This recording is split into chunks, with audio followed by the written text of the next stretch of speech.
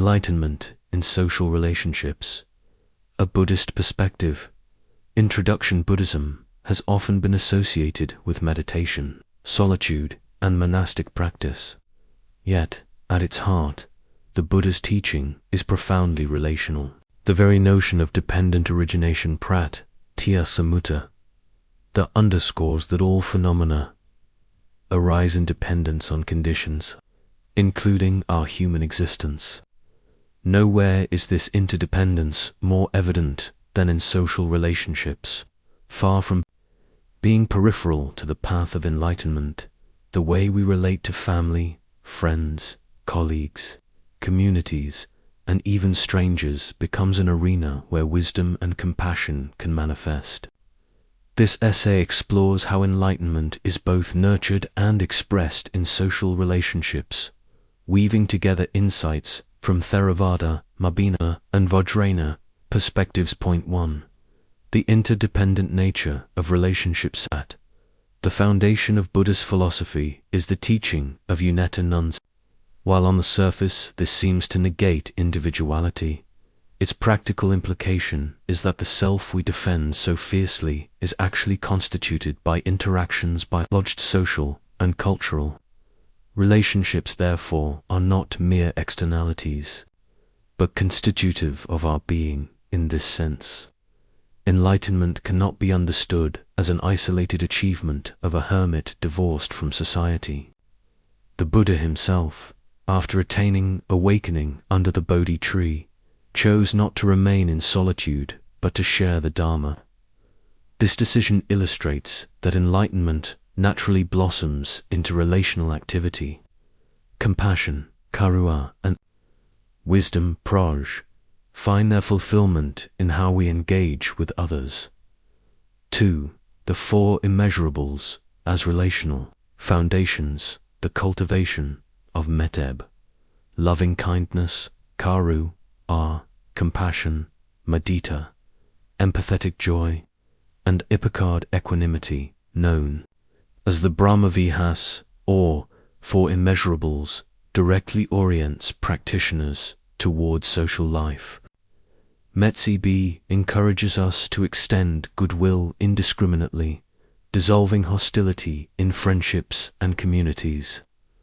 Karuna moves us to respond to suffering in others, transforming relationships from transactions into expressions of care.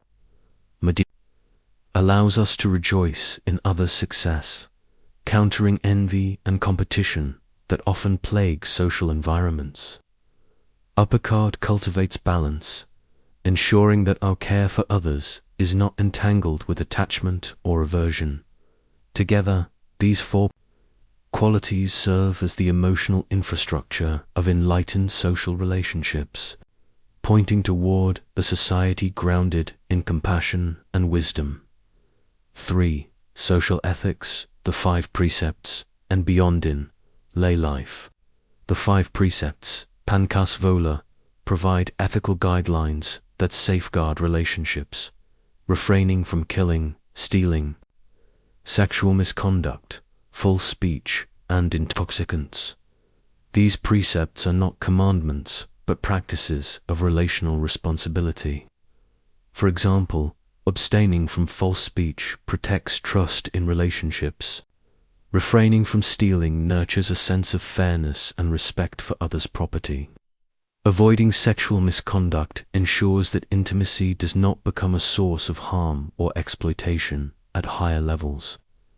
The 10 wholesome actions, or bodhisattva vows, further refine social engagement, emphasizing generosity, truthfulness, and right livelihood. These commitments reshape everyday interactions into steps on the path to awakening. 4. Family as a crucible for practice. Family, relationships between parents and children, spouses, and extended kin present both the most intimate joys and the sharpest challenges. In Buddhist texts, the family is sometimes portrayed as a source of attachment, yet it is also recognized as a field for cultivating virtue. The Signālavada Sutta, DN 31, outlines duties between parents and children, husband and wife, teacher and student, employer and employee, and friend and friend. This sutta illustrates how harmonious social roles contribute to spiritual progress. Parents, by caring selflessly for their children, embody compassion in action. Children, in practicing gratitude and filial piety, develop humility and empathy. Far from being obstacles, family ties become opportunities to embody the Dharma in the most immediate and personal ways. Point 5. Friendship and spiritual companionship. Buddha declared, admirable friendship, Kalyak Amitat, is the whole of the holy life. This striking statement underscores the indispensable role of supportive relationships in enlightenment. Spiritual friends guide, challenge, and inspire us to stay on the path. A Kalyaka Mitra is not necessarily a teacher, but anyone who encourages. Ethical conduct deepens wisdom and fosters compassion in contemporary society. Cultivating such friendships can counter the alienation and loneliness prevalent in individualistic cultures.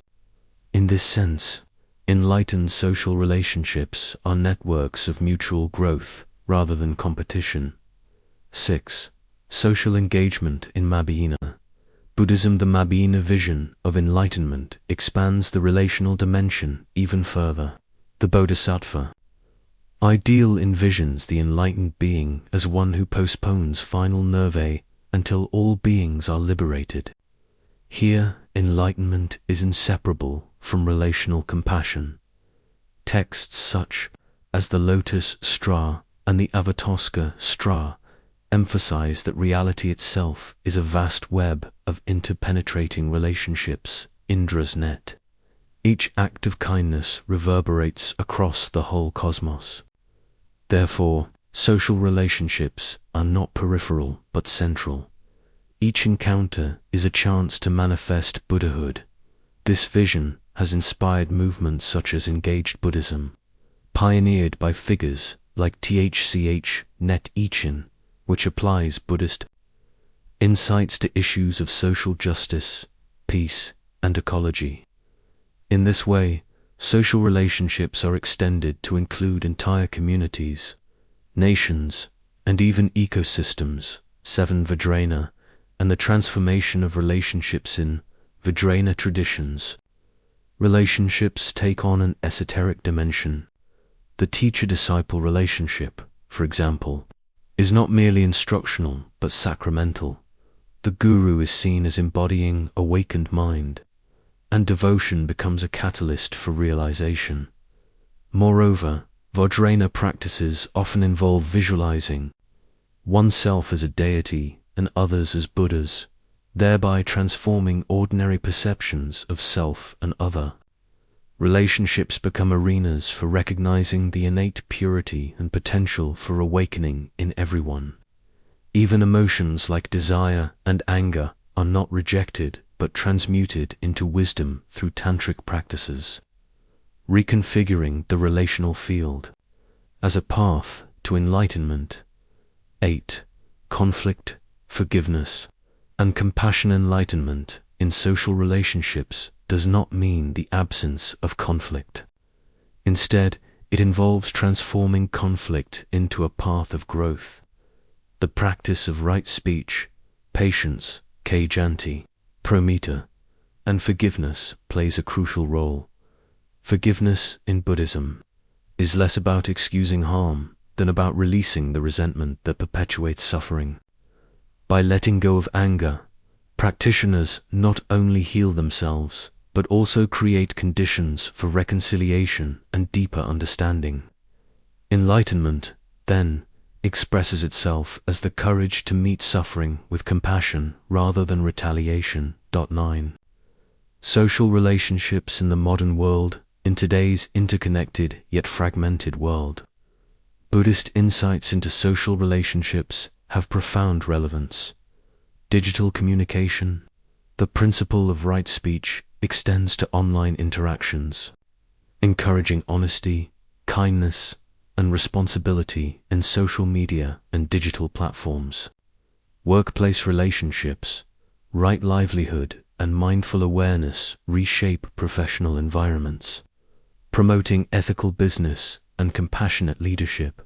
Global interconnectedness, climate change, pandemics, and economic systems remind us of interdependence on a planetary scale.